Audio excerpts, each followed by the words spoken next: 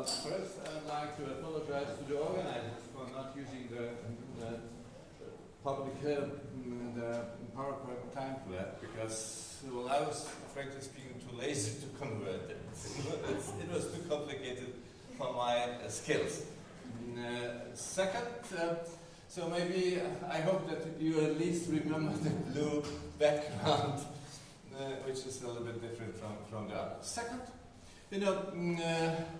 as you may observe, the topic of this presentation is exactly the same like the topic of, like the title of a new book which we have produced, and the flyers are presented on the table close to the reception, with one exception, and the exception is the subtitle Case Reverse Globalization, because the book covers two broad issues, so I have tried to find out to present you the most sexy one and the most up-to-date tendency.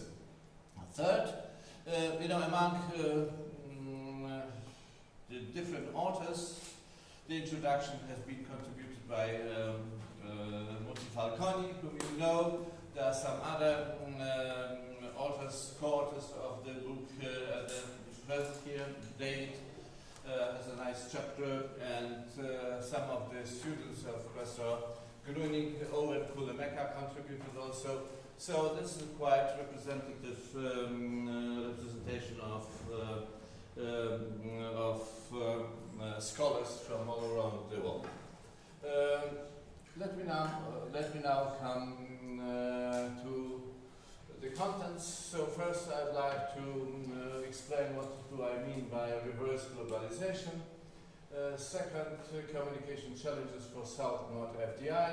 And then strategies and instruments applied to overcome the obstacles for upstream mergers and acquisitions. And would you forgive me one personal remark? I'd like to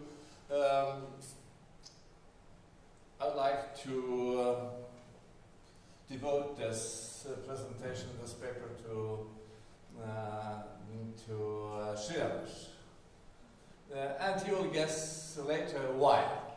We have met here exactly 12 years ago, and he was the first one who encouraged me to study international public relations. Thank you for this small contribution. And let me now come to the concept of reverse globalization. As you know, economic globalization was mainly characterized by the downhill flow of capital. So it means the United States or America or German corporations invested somewhere in India, Poland, Romania, Serbia, but we have just so it was downhill from the countries of higher development level to the lower to developing countries and former post-communist countries. Now we have a new tendency. Namely, I call it reverse globalization, which is a relatively new term, not fully confirmed in the literature. It is understood as an uphill flow of capital from emerging markets, developing countries, and post-communist countries from emerging markets, buying companies, not just bonds, in the developed world. Also, the companies from Slovenia, like Krka, like Gorenje, are also among those corporations. This picture easily explains what's all about. You can see here Chairman Li Shufu, who just acquired Volvo. This is the chairman, the CEO of Volvo. And this is the Minister of Industry of Sweden. They all look very happy, but behind this there are some public relations challenges. Let me now explain what it's all about. So Nasser Al-Shari, one of the CEO of Dubai International Financial Center, defined reverse globalization as a new situation when you have emerging market players going out and acquiring developed institutions. For example, the Dubai investors wanted to buy a port in the United States, so they didn't succeed, and I'll explain why. And this figure,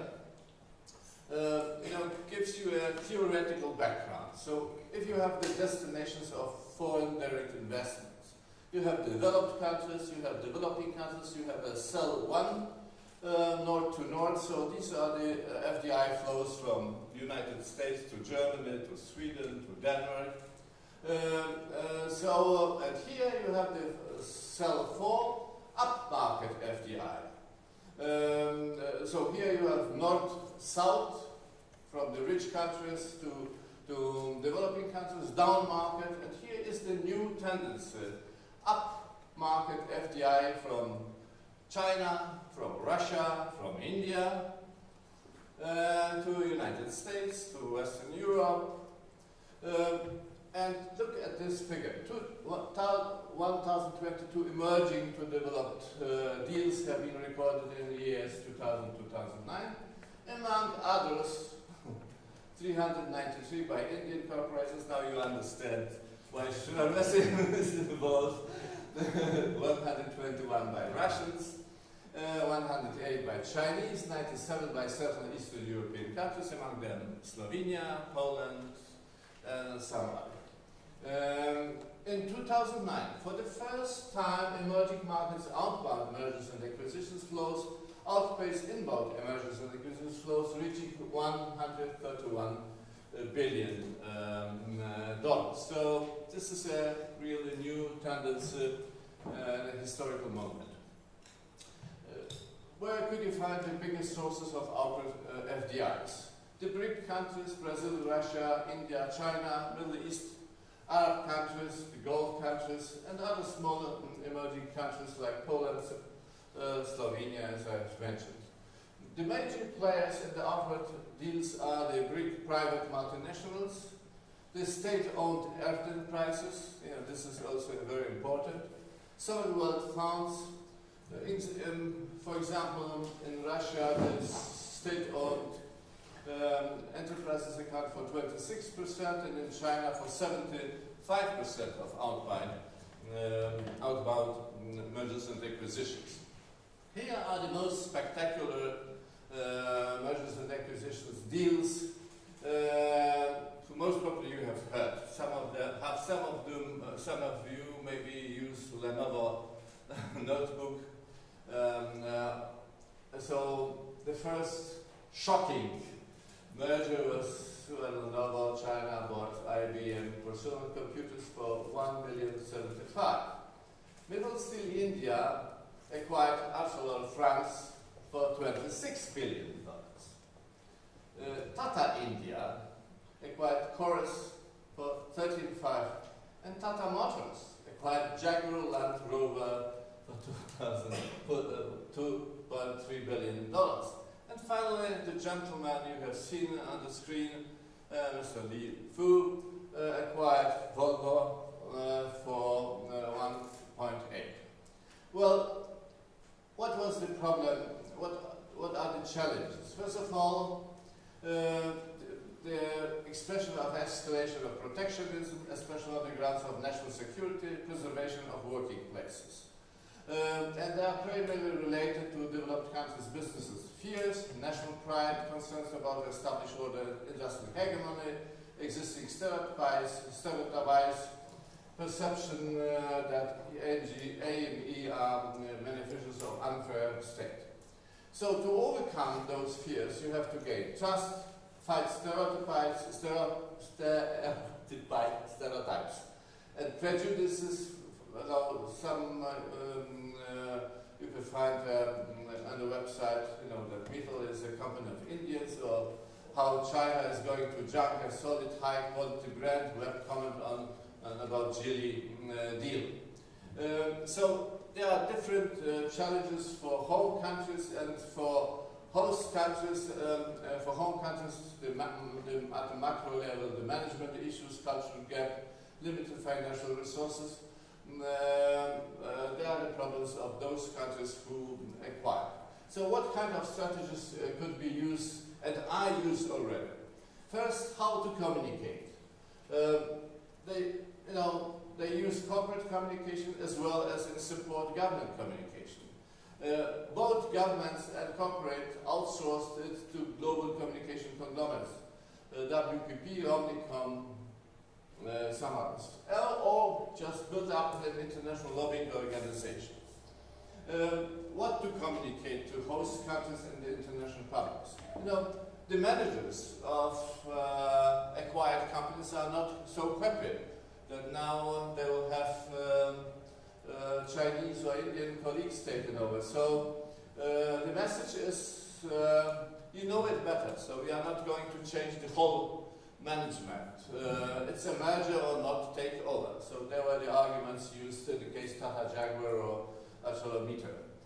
Obviously, the employees are afraid that there will be employee reduction. So, the argument is, it's a job creation or preservation. We give you a larger market like China, so you should not be afraid.